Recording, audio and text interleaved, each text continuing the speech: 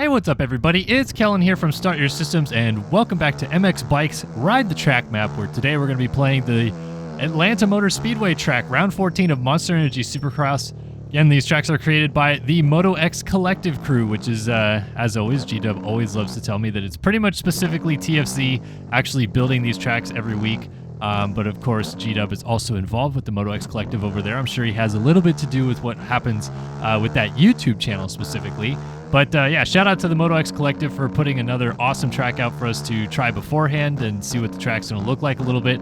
Of course, we did have the MX Simulator race on this track on Wednesday night, so if you want to go back and watch how the track raced on the sim version of it and download the track as well, you can feel free to do so. But this is the MX Bikes Play the Track map version, which essentially the way that they build these tracks are, they take the overlay image from Supercross Live and then just kind of lay it down on like a blank map right here. And, a couple little lighting effects and other things like that, but mostly just a blank map. And then build it probably in Photoshop would be my guess. And yeah, kind of run with it. So in the end, I feel like it's probably, a more simpler way to build these tracks, but I feel like overall it ends up looking pretty decent. The dirt decals and stuff like that aren't the best, but it's very easy to tell where the jumps are and everything like that because of the way that the jumps are shaded and stuff like that. And then obviously they just build it directly off of what the track map version of it looks like. So these are always really fun to play just because you really do get like about the closest rendition of the track before the races you could possibly expect, because they're just building it directly off of the track map that's provided. Of course, there's going to be a couple things that are different in real life about this track, but mostly speaking, this is what the Atlanta Motor Speedway track this weekend will look like, which it's pretty nuts. It's pretty crazy. I'm going to play the first two laps here in third person just because I know some people actually like viewing this game in third person, but I am a first person player. Try to jump back and forth between third and first so I can still be decent at both, but I feel like I'm overall better at first person these days. Anyway, this track is freaking nuts, and this triple right here specifically that I'm going over, they're out doing press day pretty much as I'm talking, but yeah, Jason Anderson already tweeted out that this track is kind of ridiculous, said someone should tell whoever built this track, whoever designed this track, that 420 is 5 days away. So he's obviously not happy with it. That Supercross triple that I went over, some people are saying it's 110 feet long, and some 250F guys are really having to huck it to get over it in press day today. So this track is freaking massive and gnarly and all the above. Yeah, Atlanta Motor Speedway, they have so much floor space here, more than Daytona. For those of you that are like confused by that, I feel like some people think that this track is smaller than Daytona. It's not. They do have a little bit more floor space because there's a little bit more grassy infield through what's called, like the tri-oval at Atlanta as well, than there is at Daytona. So I know that that's like kind of hard to believe because this is a 1.5 mile racetrack, whereas Daytona is 2.25, I believe, right? Or 2.3 mile racetrack. So you think the tri-oval would be bigger, but no, the way it works out, the Atlanta Motor Speedway tri-oval is bigger, so they have a little bit more floor space. This weekend, I'm pretty much theorizing, I believe this is the longest start straight that we've ever had in Supercross history. A little Google Maps overlay that I did showed about 480 feet, which is about 1.5 football fields.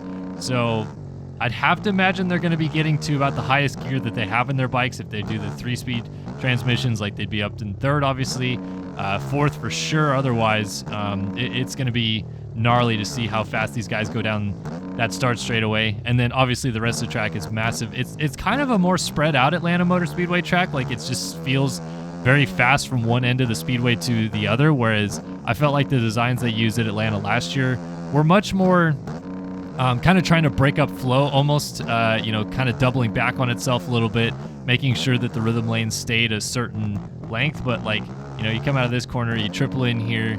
I think you can maybe quad this right here in this game, but I haven't got it quite clean yet. So you have 7 jumps into arguably, a full stadium length set of whoops right there. And then you end it with this big double, and we're not even like a third of the way down the speedway yet. So like these tracks are just literally gigantic. It was cool to see them in use last year, but now this year, like right in the middle of like a full schedule, I guess, like a normal schedule to a degree, because we had the other 16 rounds back to kind of normal is really unique because I feel like it adds just so much more flair to the schedule than we normally have anyway. So exciting to have it on the schedule. I know some people, I think, were fond of the Georgia Dome race, which is now Mercedes-Benz Stadium, since that reopened. But as far as I hear, the stadium rent for that is quite high, so they get a better deal on having the race at the Speedway, and maybe arguably like a better spectacle as well.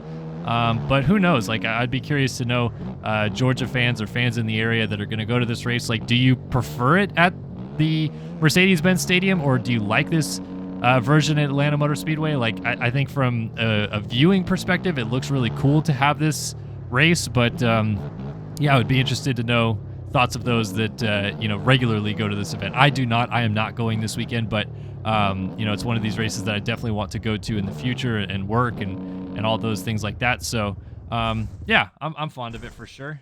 But like I said, it seems like the riders are not fond of it so far.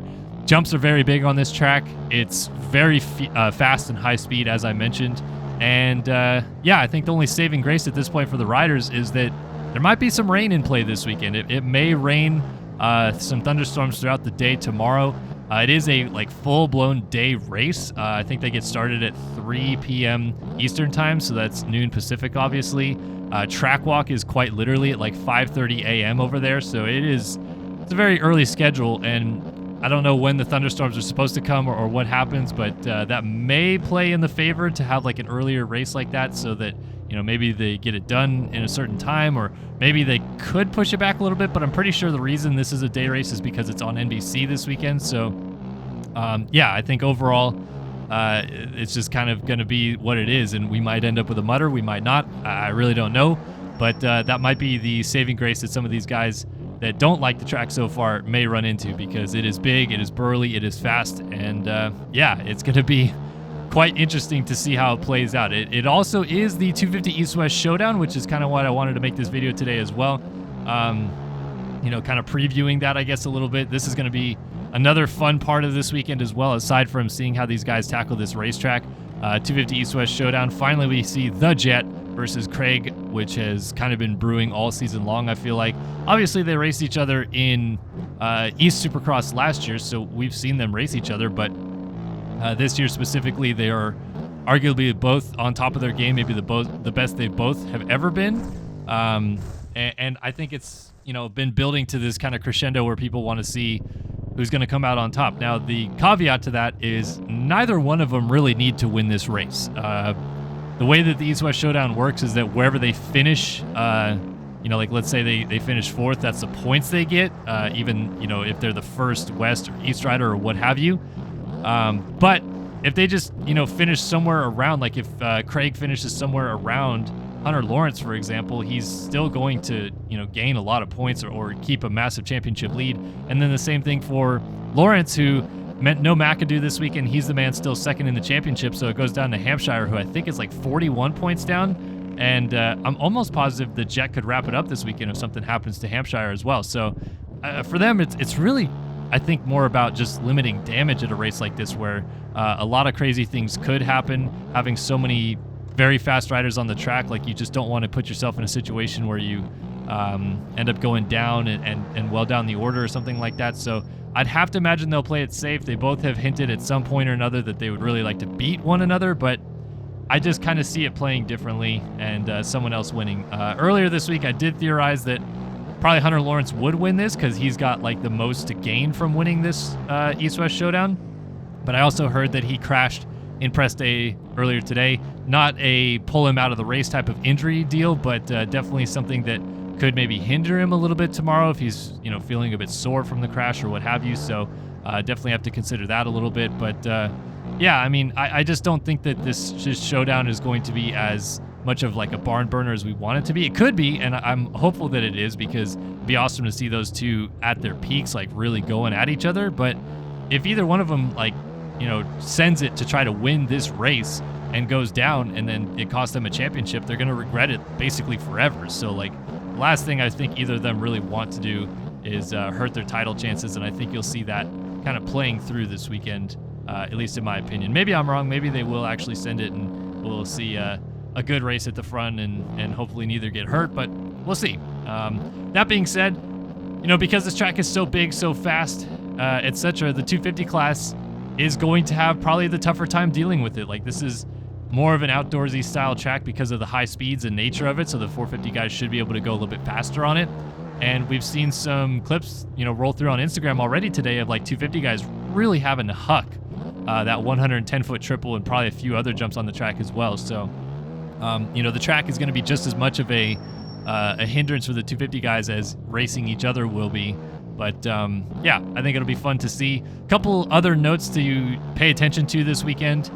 Cooper Webb will be making his return to racing. I was a little bit surprised with that. I thought when he, you know, crashed and allegedly had a concussion last week that might be the injury that they would say, like, you know, things aren't going well anyway. It's time to pack up and get ready for the outdoors. But no, he is back this weekend, getting ready to go racing for the final 4 rounds of this series and trying to get at least one win in 2022 in his title defense and not become one of the, I guess, 3 riders to this point that has already gone a season after they won the championship by not winning a race in the next year.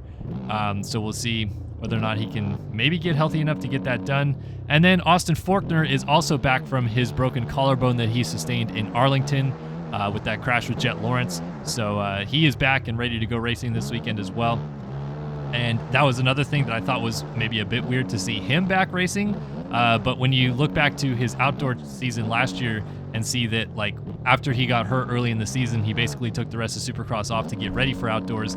And it kind of didn't work. It really was one of those situations where had he gone out and raced kind of towards the end of Supercross, it probably would have helped him a little bit get his feet wet and get ready for outdoors. And it just took him a long time to really get his bearings back about him for outdoors last year. So I think that is Pro Circuit's solution this year is, like, let's just put him on the track, get some, you know, gate drops underneath of him, and hopefully he's feeling a little bit more acclimated, I guess would be the right word, to prepare and be ready for outdoors when it comes in 2 months' time. The countdown is certainly on for outdoors. We only have, I guess like a month and a half now. It's not even that, month and 13 days at this point until outdoors starts. So it's going to sneak up on us quickly, and Supercross is getting down to the nitty-gritty here in the end of the 2022 championship. So Atlanta Motor Speedway this weekend should be a fun one to watch. Hopefully you guys will tune in and watch it wherever you are in the world and have a good time watching some showdown racing, some good 450 racing on this behemoth Atlanta Motor Speedway track. Again, shout out to G-Dub and TFC of the MotoX Collective for putting out these tracks for us to play. If you guys would like to try this track yourself, please be sure to hit the link in the description below and download this track and try it for yourself. But for now, I'm going to send you guys on your merry way on this lovely Friday, and hopefully you guys have a good one wherever you are. But Kellen's signing off for now, and I'll see you guys in the next one. So long for now.